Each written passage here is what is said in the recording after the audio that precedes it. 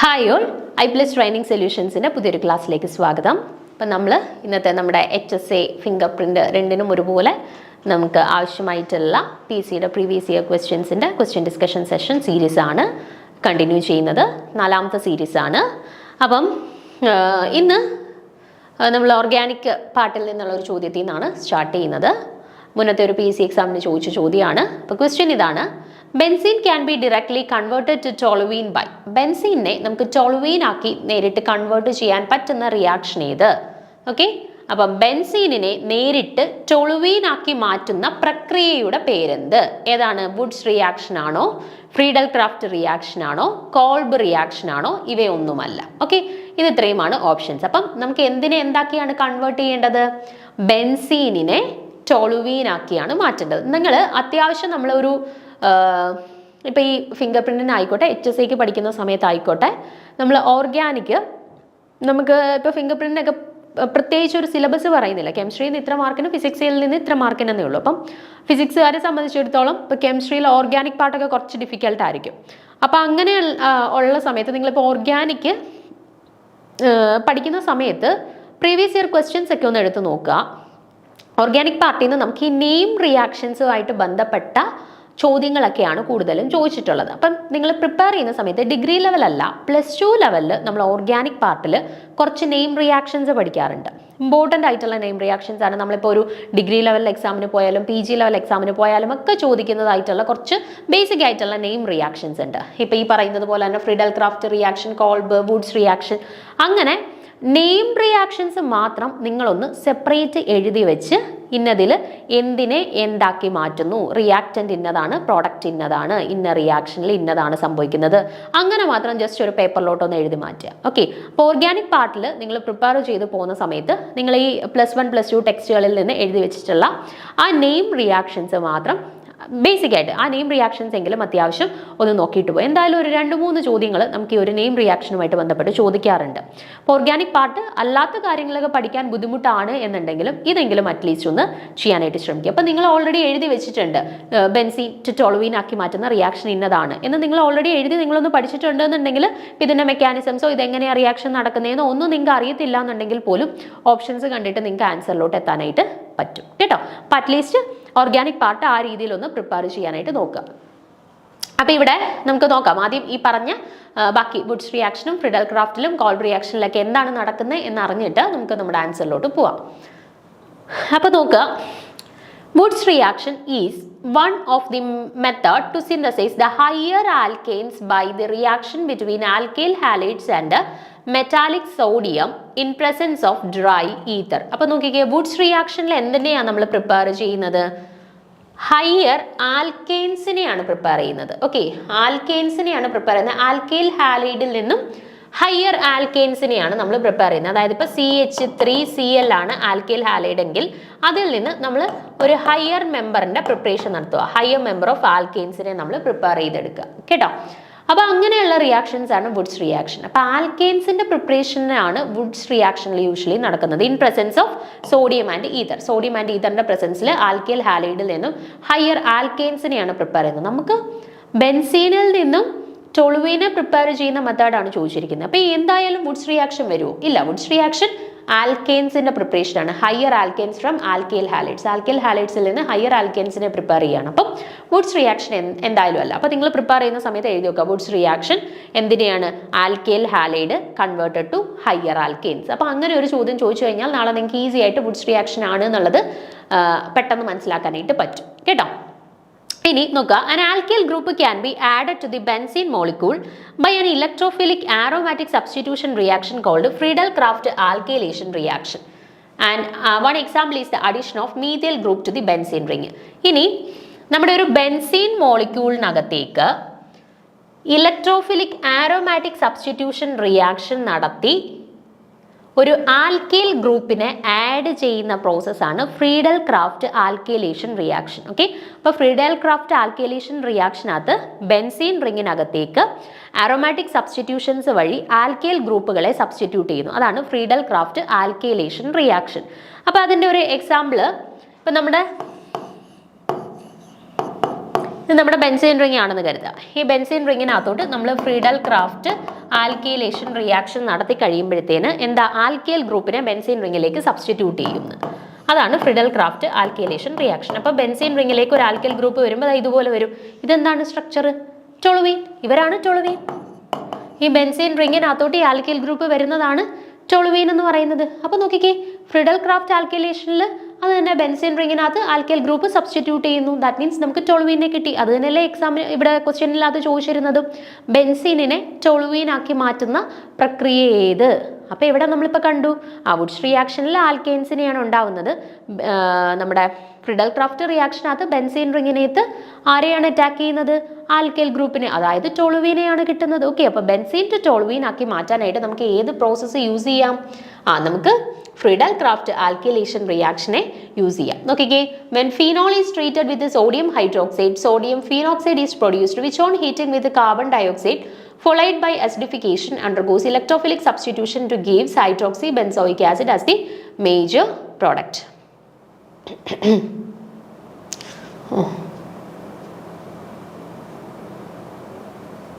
ഇത് നമ്മുടെ Kolb reaction ആണ്. കോൾബ് റിയാക്ഷന്റെ കണ്ടീഷൻ ആണ്. കോൾബ് റിയാക്ഷനിൽ നമ്മൾ ഫീനോളിനെയാണ് എടുക്കുന്നത്. ഫീനോളിനെ നമ്മൾ ട്രീറ്റ് ചെയ്ത് റിയാക്ഷൻ നടത്തി കഴിഞ്ഞ് കാർബോക്സിലേഷൻ റിയാക്ഷൻ നടത്തി കഴിഞ്ഞാൽ ഫീനോളിനകത്ത് ഒരു COOH ഗ്രൂപ്പ്, ഒരു കാർബോക്സിലിക് ഗ്രൂപ്പും കൂടെ സബ്സ്റ്റിറ്റ്യൂട്ടഡ് ആവും. അതായത് നമുക്ക് കിട്ടിയിരിക്കുന്നത് എന്താണ്? Hydroxy benzoic acid. Hydroxy benzoic acid ആണ് നമുക്ക് എവിടെ പ്രിപ്പയർ ചെയ്യാൻ പറ്റുക? കോൾബ് റിയാക്ഷനകത്ത് കേട്ടോ. അപ്പോൾ കോൾബ് റിയാക്ഷനകത്ത് നമ്മൾ ഫീനോളിനെയാണ് എടുക്കുന്നത്, ബെൻസീനെ അല്ല ഇനിഷ്യലി എടുക്കുക. ഫീനോളിനെ എടുത്ത് ഫീനോളിനകത്ത് കാർബോക്സിലേഷൻ റിയാക്ഷൻ നടത്തിയിട്ട് ആ ഫീനോളിനകത്തോട്ട് ഒരു COOH ഗ്രൂപ്പും കൂടെ സബ്സ്റ്റിറ്റ്യൂട്ട് ചെയ്യുന്നു. അങ്ങനെയുള്ള റിയാക്ഷനാണ് കോൾബ് റിയാക്ഷൻ. ഓക്കെ, അപ്പോൾ കോൾബ് റിയാക്ഷനിൽ നമ്മൾ ഇനിഷ്യലി ബെൻസീനെ അല്ല എടുത്ത് നമുക്ക് കിട്ടിയത് ടോളുവീനെ അല്ല. ഓക്കെ, നമ്മൾ ഫീനോളിനെ എടുത്തിട്ട് ഫീനോളിനെ ഓർത്തോ ഹൈഡ്രോക്സി ബെൻസോയിക് ആസിഡ് ആയിട്ട് കൺവേർട്ട് ചെയ്യുന്ന റിയാക്ഷനാണ്. ഓക്കെ, അപ്പം കോൾബ് റിയാക്ഷനും അതുപോലെ തന്നെ നമ്മുടെ വുഡ്സ് റിയാക്ഷനും നമ്മൾ പറഞ്ഞിട്ടുള്ള കണ്ടീഷൻ സാറ്റിസ്ഫൈ ചെയ്യുന്നില്ല. ഫ്രീഡൽ ക്രാഫ്റ്റ് റിയാക്ഷൻ മാത്രമേ ഉള്ളൂ നമ്മൾ പറയുന്ന കണ്ടീഷൻ കൃത്യമായിട്ട് സാറ്റിസ്ഫൈ ചെയ്യുന്നത്. സോ ഓപ്ഷൻ ബി ആണ് ഇവിടെ കറക്റ്റ് ആയിട്ടുള്ള ആൻസർ. അപ്പോൾ ഇതുപോലെയുള്ള നെയിം റിയാക്ഷൻസ് നിങ്ങൾ ഒന്ന് +1 +2 ടെക്സ്റ്റുകൾ റെഫർ ചെയ്തിട്ട് ഒന്നെടുത്ത് എഴുതുക. അവിടെ നടക്കുന്ന ചേഞ്ചസ് ഇന്നതായിട്ട് മാറുന്നു എന്നുള്ളതെങ്കിലും അറ്റ്ലീസ്റ്റ് ഒന്ന് എഴുതി വെച്ച് പഠിക്കാനായിട്ട് നോക്കുക. ഓക്കെ, അപ്പോൾ അടുത്ത ചോദ്യത്തിലോട്ട് പോവാം. Which is more effective in coagulating A negative solution? ഒരു നെഗറ്റീവ് സൊല്യൂഷനെ കൊയാഗുലേറ്റ് ചെയ്യുന്നതിന് വേണ്ടിയിട്ട് ഏറ്റവും ഇഫക്റ്റീവ് ആയിട്ടുള്ളത് ആരാണ് എന്നാണ് ചോദിച്ചിട്ടുള്ളത്. Okay, which of the following is more effective in coagulating A negative solution? ഒരു നെഗറ്റീവ് സൊല്യൂഷനെ കൊയാഗുലേറ്റ് ചെയ്യുന്നതിന് വേണ്ടിയിട്ട് ഏറ്റവും പര്യാപ്തമായത് അല്ലെങ്കിൽ ഏറ്റവും ഇഫക്റ്റീവ് ആയിട്ടുള്ളത് ഏതാണ്? Na+ ആണോ, Ba2+ ആണോ, Al3+ ആണോ, അതോ എല്ലാവർക്കും ഒരേ ഇഫക്റ്റ് ആണോ എന്നാണ് ചോദ്യം. അപ്പം നോക്കാം നമുക്ക്. When a positively charged colloidal solution is mixed with a negatively charged colloidal solution, they will neutralize each other due to the opposite charges and this process is known as coagulation. അല്ലേ, നമ്മുടെ കയ്യിൽ ഇപ്പോൾ ഒരു positive ചാർജുള്ള ഒരു solution ഉണ്ട്. നമ്മൾ അതിലേക്ക് നെഗറ്റീവ് ചാർജുള്ള ഒരു സൊല്യൂഷനെ ആഡ് ചെയ്ത് കൊടുക്കുകയാണ്. നമുക്കറിയാം യൂഷ്വലി ഓപ്പോസിറ്റ് ചാർജസ് തമ്മിൽ പരസ്പരം വരികയാണെന്നുണ്ടെങ്കിൽ അവർക്കിടയിൽ ഒരു ന്യൂട്രലൈസേഷൻ നടക്കും അല്ലേ. അപ്പോൾ 10 പോസിറ്റീവ് ചാർജും 10 നെഗറ്റീവ് ചാർജും നമ്മൾ ആഡ് ചെയ്യുകയാണെങ്കിൽ ന്യൂട്രലായി പോകും അല്ലേ. അപ്പോൾ പോസിറ്റീവ് ചാർജ്ഡ് ആയിട്ടുള്ള ഒരു സൊല്യൂഷനിലേക്ക് ഞാൻ നെഗറ്റീവ്ലി ചാർജ്ഡ് ആയിട്ടുള്ള ഒരു സൊല്യൂഷനെ ആഡ് ചെയ്ത് കൊടുത്താൽ ഇവർക്കിടയിൽ എന്ത് നടക്കും? ന്യൂട്രലൈസേഷൻ നടക്കും അല്ലേ. ഇവർക്കിടയിൽ ന്യൂട്രലൈസേഷൻ നടന്നു കഴിഞ്ഞാൽ എന്ത് സംഭവിക്കും? അവർ ന്യൂട്രൽ അല്ലെങ്കിൽ അവരുടെ ആ ഒരു ചാർജ് അവിടെ ഡിസപ്പിയർ ആവുന്ന ഒരു ടെൻഡൻസി അവിടെ വരും അല്ലേ. അപ്പോൾ അതിനെയാണ് നമ്മൾ കൊയാഗുലേഷൻ എന്ന് പറയുന്നത്. അപ്പോൾ എന്താണ് coagulation? When A positively charged colloidal solution is mixed with a negatively charged colloidal solution, it will neutralize each other due to the opposite charges and this process is known as coagulation. Okay, but the mixing of two oppositely charged colloidal solution results in the phenomenon called mutual coagulation and this occurs because a positive and negative charges attract each other leading to the aggregation of colloidal particles. അപ്പം ഇവിടെ എന്താ സംഭവിക്കുന്നത് വെച്ചാൽ നമ്മുടെ കയ്യിൽ positive ചാർജുള്ള അല്ലെങ്കിൽ positively charged ആയിട്ടുള്ള ഒരു സൊല്യൂഷൻ ഉണ്ടായിരുന്നു. അതിലേക്കാണ് നമ്മൾ നെഗറ്റീവ്ലി ചാർജ്ഡ് ആയിട്ടുള്ള സൊല്യൂഷനെ ആഡ് ചെയ്ത് കൊടുത്തത്. ഓക്കെ, അപ്പോൾ പോസിറ്റീവ് ചാർജും നെഗറ്റീവ് ചാർജും ഓപ്പോസിറ്റ് ചാർജസ് ആണ്. അവർ പരസ്പരം കൊയാഗുലേറ്റ് ചെയ്ത് സെപ്പറേറ്റ് ചെയ്യുന്നു. ഇതാണ് ഇവിടെ നടക്കുന്നത്. ഓക്കെ, അപ്പം പോസിറ്റീവ് ചാർജുള്ള നമ്മുടെ പോസിറ്റീവ്ലി ചാർജ്ഡ് പാർട്ടിക്കിൾസിനകത്ത് പോസിറ്റീവ് ചാർജുള്ള കുറേ ഘടകങ്ങൾ ഉണ്ടായിരിക്കും. അതിനകത്തേക്ക് നമ്മൾ നെഗറ്റീവ്ലി ചാർജ്ഡ് ആയിട്ടുള്ള ഘടകങ്ങളെയാണ് ആഡ് ചെയ്ത് കൊടുക്കുന്നത്. ഓക്കെ, നെഗറ്റീവ്ലി ചാർജ്ഡ് ആയിട്ടുള്ള ഘടകങ്ങളെ ആഡ് ചെയ്ത് കൊടുക്കുന്നു. അപ്പോൾ ഈ പോസിറ്റീവും നെഗറ്റീവ് ചാർജസിലുള്ള പദാർത്ഥങ്ങൾ അല്ലെങ്കിൽ വസ്തുക്കൾ പരസ്പരം റിയാക്ട് ചെയ്തിട്ട് അവരങ്ങ് സെപ്പറേറ്റഡ് ആവും. ഓക്കെ, അതിനെയാണ് നമ്മൾ കൊയാഗുലേറ്റ് ചെയ്യുക എന്ന് പറയുന്നത്. അവർ തമ്മിൽ ആ പോസിറ്റീവ്ലി ചാർജ്ഡ് ആയിട്ടുള്ള ആളുകളും നെഗറ്റീവ്ലി ചാർജ്ഡ് ആയിട്ടുള്ള ആളുകളും പരസ്പരം റിയാക്ട് ചെയ്ത് ന്യൂട്രലൈസ് ചെയ്ത് അവരൊരു ഡിഫറെൻറ്റ് കമ്പോണൻ്റ് ആയിട്ട് കൊയാഗുലേറ്റ് ചെയ്ത് സെപ്പറേറ്റഡ് ആവുന്നു. ഓക്കെ, അപ്പം the coagulating power of the ions depend upon their valency. Generally, ion with a higher valency have greater coagulating power. ഇനിയിപ്പം നെഗറ്റീവ്ലി ചാർജ്ഡ് പാർട്ടിക്കിളിനെ കൊയാഗുലേറ്റ് ചെയ്യാനായിട്ട് നമ്മുടെ കയ്യിൽ പോസിറ്റീവ്ലി ചാർജ്ഡ് പാർട്ടിക്കിൾ ഉണ്ട്. അപ്പോൾ പല പോസിറ്റീവ് ചാർജുള്ള പാർട്ടിക്കിൾ നമ്മുടെ കയ്യിലുണ്ട് എന്നുണ്ടെങ്കിൽ അതിൽ ആരായിരിക്കും ഏറ്റവും നല്ല രീതിയിൽ ആ നെഗറ്റീവ്ലി ചാർജ്ഡ് ആയിട്ടുള്ള പാർട്ടിക്കിൾസിനെ കൊയാഗുലേറ്റ് ചെയ്യുന്നത് എന്ന് ചോദിച്ചു കഴിഞ്ഞാൽ എപ്പോഴും വാലൻസി നോക്കുക. ഏറ്റവും വാലൻസി കൂടുതലുള്ളത് ആരാണോ അവർക്കായിരിക്കും കൊയാഗുലേറ്റിംഗ് പവർ ഏറ്റവും കൂടുതലുള്ളത്. അപ്പോൾ ഇവിടെ നമ്മുടെ കയ്യിൽ Al3+ ഉണ്ട്, Ba2+ ഉണ്ട്, Na+ ഉണ്ട്. ഓക്കെ, Al3+ ഉണ്ട്, Ba2+ ഉണ്ട്, Na+ ഉണ്ട്. ഈ 3 പേരെ നമ്മൾ നോക്കിക്കഴിഞ്ഞാൽ ഇവരുടെ 3 പേരുടെയും വാലൻസി ഡിഫറെൻ്റ് ആണ് അല്ലേ. അലൂമിനിയം Al3+, അലൂമിനിയത്തിൻ്റെ വാലൻസി Al3+ ആയപ്പോൾ 3 വന്നു.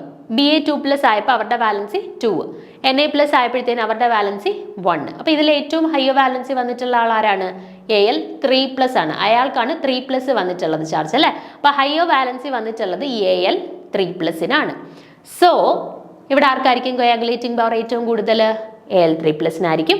അതിൻ്റെ ഏറ്റവും കുറവ് ആർക്കായിരിക്കും? വാലൻസി ഏറ്റവും കുറവ് 1 വന്നിട്ടുള്ളത് Na+നാണ്. സോ Na+നാണ് കൊടുത്തിട്ടുള്ളതിൽ ഏറ്റവും വാലൻസി കുറവും വരുന്നത്. ഓക്കെ,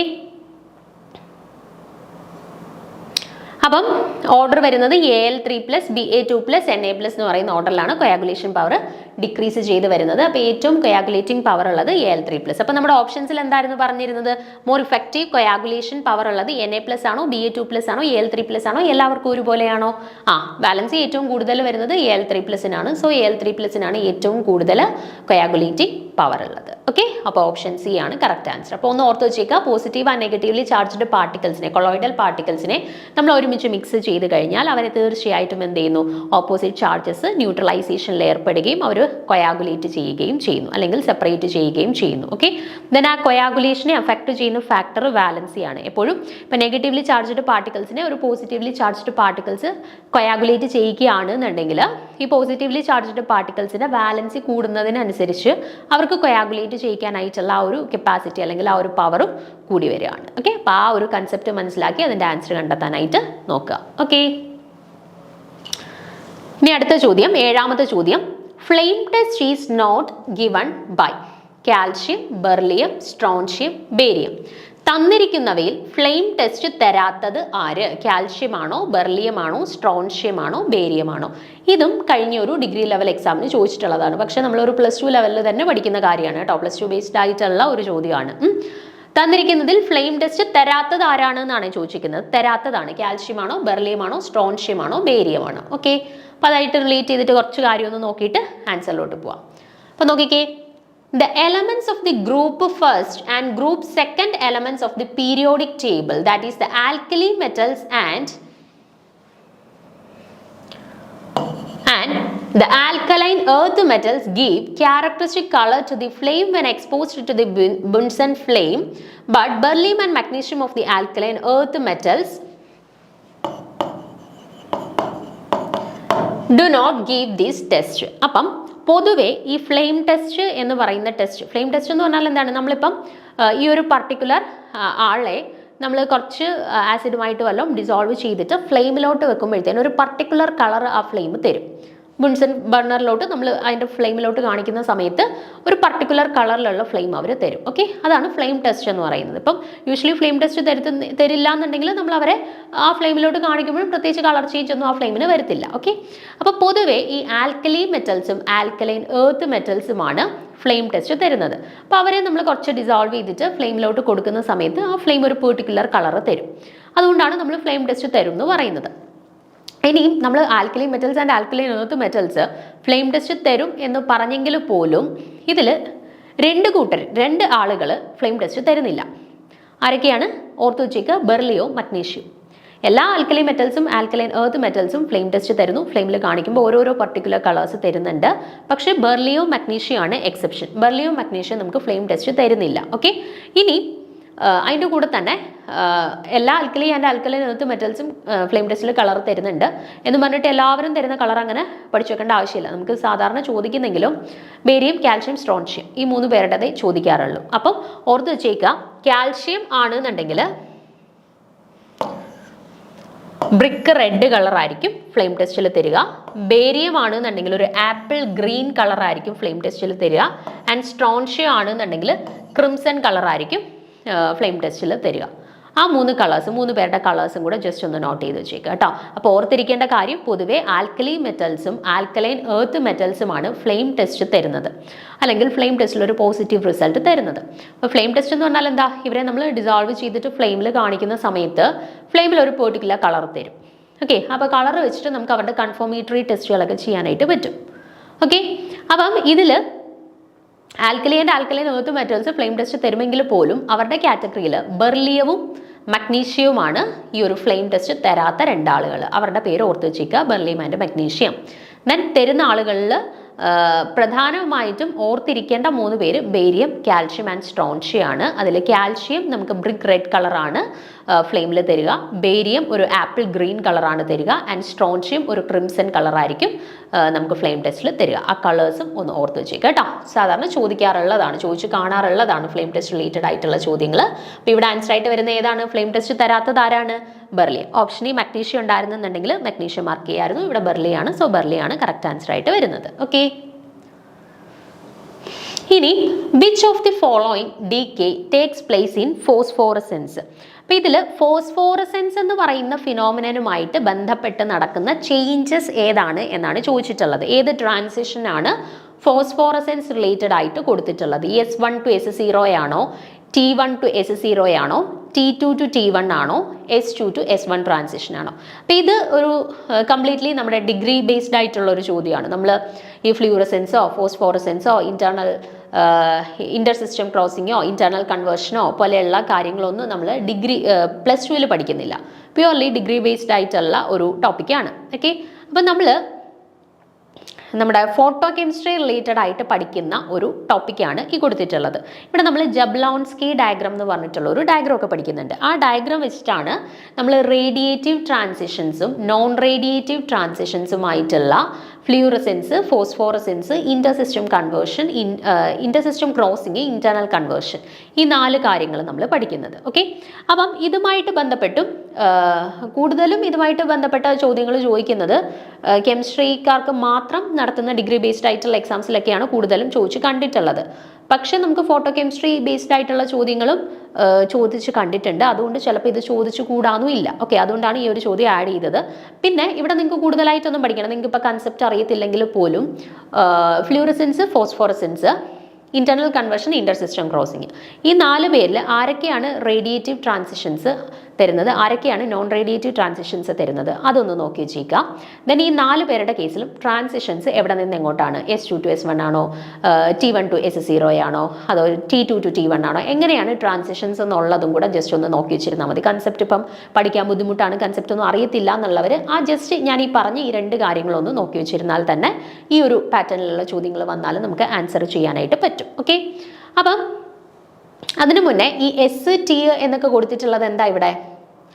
S എന്ന് കൊടുത്തിട്ടുള്ളത് സിംഗ്ലറ്റ് സ്റ്റേറ്റും T എന്ന് കൊടുത്തിട്ടുള്ളത് ട്രിപ്ലെറ്റ് സ്റ്റേറ്റുമാണ് കേട്ടോ. ട്രിപ്ലെറ്റ് സ്റ്റേറ്റിനെ ഡിനോട്ട് ചെയ്തേക്കുന്നത് T വെച്ചിട്ടും സിംഗ്ലറ്റ് സ്റ്റേറ്റിനെ ഡിനോട്ട് ചെയ്തിട്ടുള്ളത് S വെച്ചിട്ടുമാണ്. ഓക്കെ, ഇനി S0 എന്ന് പറയുന്നത് സിംഗ്ലറ്റ് ഗ്രൗണ്ട് സ്റ്റേറ്റ് ആണ്.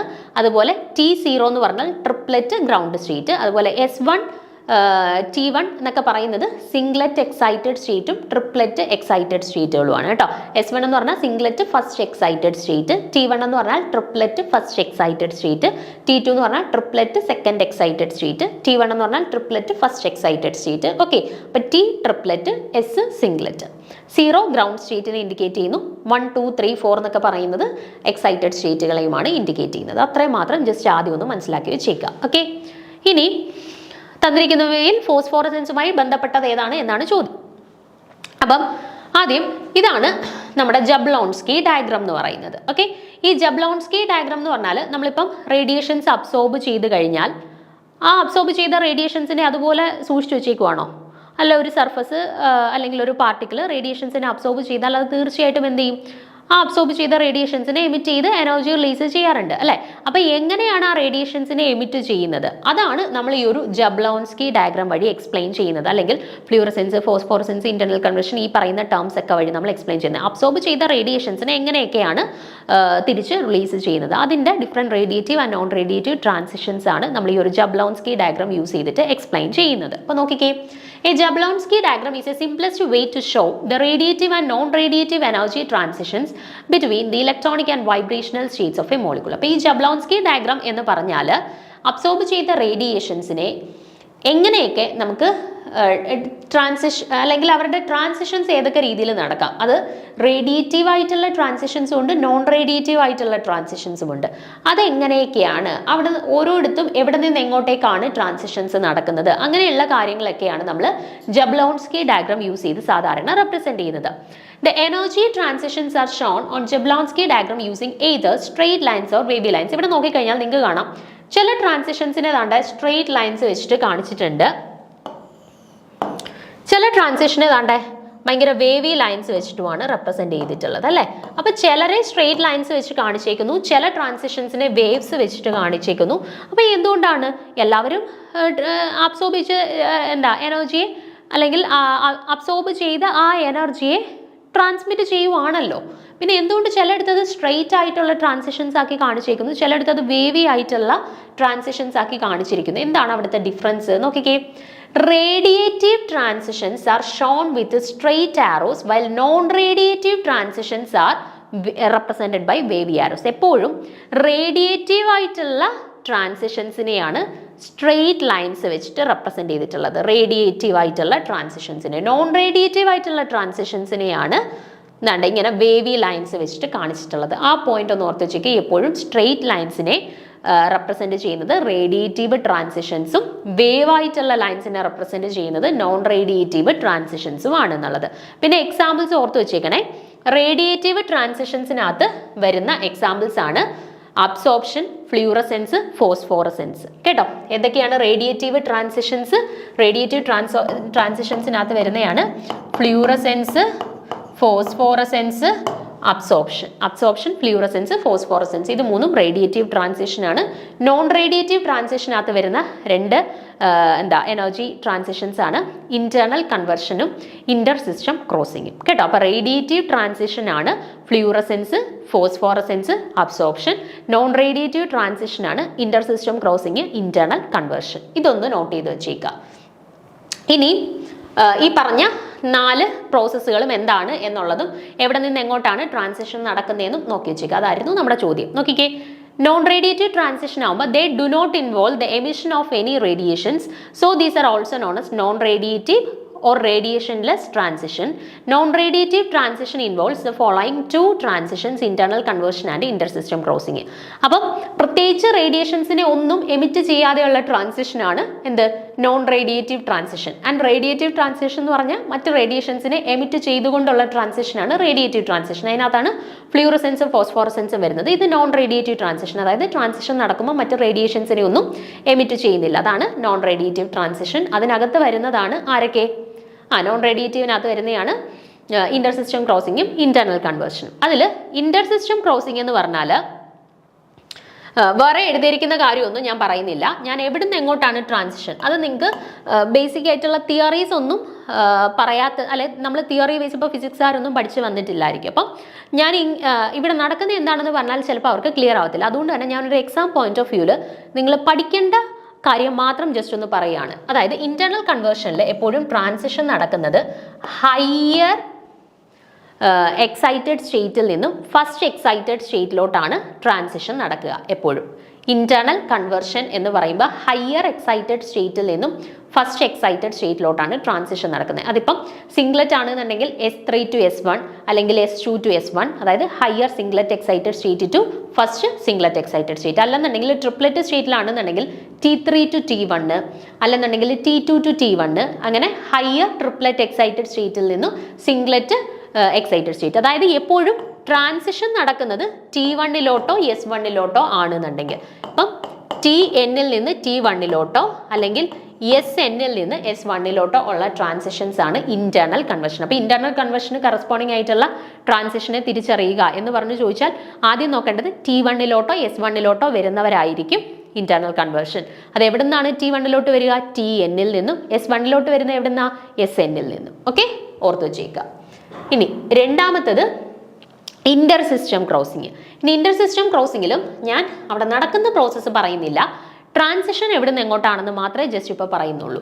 നോക്കിക്കേ, S2 to T2 അല്ലെങ്കിൽ S1 to T1, അതായത് സിംഗ്ലറ്റിൽ നിന്നും ട്രിപ്ലെറ്റിലോട്ട് ഒരു ട്രാൻസിഷൻ കാണുകയാണെന്നുണ്ടെങ്കിൽ അത് ഇന്റർ സിസ്റ്റം ക്രോസിംഗ് ആണ്. രണ്ട് സിസ്റ്റംസിന്റെ ഇടയിലാണ് ട്രാൻസിഷൻ നടന്നിട്ടുള്ളത് കേട്ടോ. അപ്പം S2 to T2 അല്ലെങ്കിൽ S1 to T1 ഈ എക്സാമ്പിൾസിലൊക്കെ നോക്കിക്കഴിഞ്ഞാൽ നിങ്ങൾക്ക് കാണാം സിംഗ്ലറ്റ് സ്റ്റേറ്റിൽ നിന്നാണ് ട്രിപ്ലെറ്റ് സ്റ്റേറ്റിലോട്ട് ട്രാൻസിഷൻ നടന്നിട്ടുള്ളത് അല്ലേ. അപ്പോൾ എവിടെ സിംഗ്ലറ്റ് ടു ട്രിപ്ലെറ്റ് ട്രാൻസിഷൻ കാണുന്നോ അവിടെ ഓർത്തേക്ക് അത് ഇന്റർ സിസ്റ്റം ക്രോസിംഗ് ആയിരിക്കും. ഓക്കെ, ഇനി അടുത്തത് റേഡിയേറ്റീവ് ട്രാൻസിഷൻ. റേഡിയേറ്റീവ് ട്രാൻസിഷൻസ് എന്ന് പറയുമ്പോൾ ഏതൊക്കെയാണ്? നമ്മുടെ ഫ്ലൂറസെൻസും ഫോസ്ഫോറസെൻസും ആണ് റേഡിയേറ്റീവ് ട്രാൻസിഷൻസിനകത്ത് വരുന്നത്. അപ്പം അതിൽ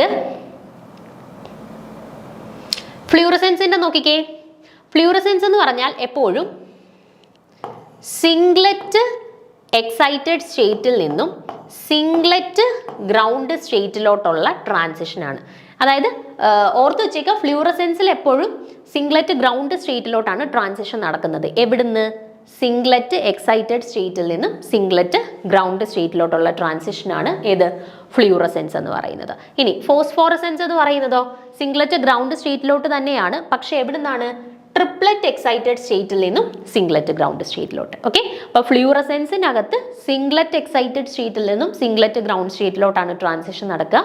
ആൻഡ് ഫോസ്ഫോറസെൻസിനകത്ത് ട്രിപ്ലെറ്റ് എക്സൈറ്റഡ് സ്റ്റേറ്റിൽ നിന്നും സിംഗ്ലറ്റ് ഗ്രൗണ്ട് സ്റ്റേറ്റിലോട്ടാണ് ട്രാൻസിഷൻ നടക്കുന്നത്. ഇനി നിങ്ങളുടെ ആ ചോദ്യത്തിലോട്ടൊന്ന് നോക്കിക്കേ, which of the following takes place in phosphorescence? ഫോസ്ഫോറസെൻസിൽ നടക്കുന്നത് എന്താണ്? അപ്പോൾ നോക്കിക്കേ, നമ്മൾ പറഞ്ഞ കാര്യങ്ങൾ internal conversion, inter system crossing, fluorescence, phosphorescence, ഇത്രയുമായിരുന്നു അല്ലേ. അതിൽ ഇന്റേണൽ കൺവേർഷനകത്ത് നമ്മൾ എപ്പോഴും S1-ലോട്ട് ഒരു Sn-ൽ നിന്ന് S1-ലോട്ട് അല്ലെന്നുണ്ടെങ്കിൽ Tn-ൽ നിന്ന് T1-ലോട്ടുള്ള ട്രാൻസിഷനാണ് ഇന്റേണൽ കൺവേർഷനകത്ത് പറഞ്ഞത്. ഇനി ഇന്റർ സിസ്റ്റം ക്രോസിംഗ് ആകുമ്പോഴത്തേന് ഒരു ട്രിപ്ലെറ്റും ഒരു സിംഗ്ലറ്റും തമ്മിലുള്ള ട്രാൻസിഷൻ, ട്രിപ്ലെറ്റും സിംഗ്ലറ്റും കൂടെ ഒരേ ട്രാൻസിഷനിൽ ഇൻവോൾവ് ചെയ്യുന്നുണ്ടെങ്കിൽ അത് ഇന്റർ സിസ്റ്റം ക്രോസിംഗ് ആണ്. ദെൻ ഫ്ലൂറസെൻസ് ആകുമ്പോഴോ സിംഗ്ലറ്റ് എക്സൈറ്റഡ് സ്റ്റേറ്റിൽ നിന്നും സിംഗ്ലറ്റ് ഗ്രൗണ്ട് സ്റ്റേറ്റിലോട്ടുള്ള ട്രാൻസിഷൻ. ഫോസ്ഫോറസെൻസ് ആകുമ്പോഴത്തേനോ ട്രിപ്ലെറ്റ് എക്സൈറ്റഡ് സ്റ്റേറ്റിൽ നിന്നും സിംഗ്ലറ്റ് ഗ്രൗണ്ട് സ്റ്റേറ്റിലോട്ടുള്ള ട്രാൻസിഷൻ. അപ്പോൾ ഇവിടെ നമ്മളോട് ചോദിച്ചിരിക്കുന്നത് ഫോസ്ഫോറസെൻസ് ആണ്. ഫോസ്ഫോറസെൻസ് എവിടെ നിന്ന് എങ്ങോട്ടാണ്? ട്രിപ്ലെറ്റ് എക്സൈറ്റഡ് സ്റ്റേറ്റിൽ നിന്നും സിംഗ്ലറ്റ് ഗ്രൗണ്ട് സ്റ്റേറ്റിലോട്ട്. അതായത് ട്രിപ്ലെറ്റ് എക്സൈറ്റഡ് സ്റ്റേറ്റിൽ നിന്നും സിംഗ്ലറ്റ് ഗ്രൗണ്ട് സ്റ്റേറ്റിലോട്ട്. ഓക്കെ, ഇനി S1 to S0 എന്ന് പറയുന്ന ഇതെന്തുവാണ്? നമ്മൾ പഠിച്ചത് പ്രകാരം ഫ്ലൂറസെൻസ് ആണ് അല്ലേ. സിംഗ്ലറ്റ് ഗ്രൗണ്ട് സ്റ്റേറ്റിലോട്ട് വരുന്നു. എവിടുന്ന്? സിംഗ്ലറ്റ് എക്സൈറ്റഡ് സ്റ്റേറ്റിൽ നിന്ന്. അതെന്താണ്? ഫ്ലൂറസെൻസ് ആണ്. ഓക്കെ, ഇത് S1-ലോട്ടാണ് വരുന്നത് അല്ലേ.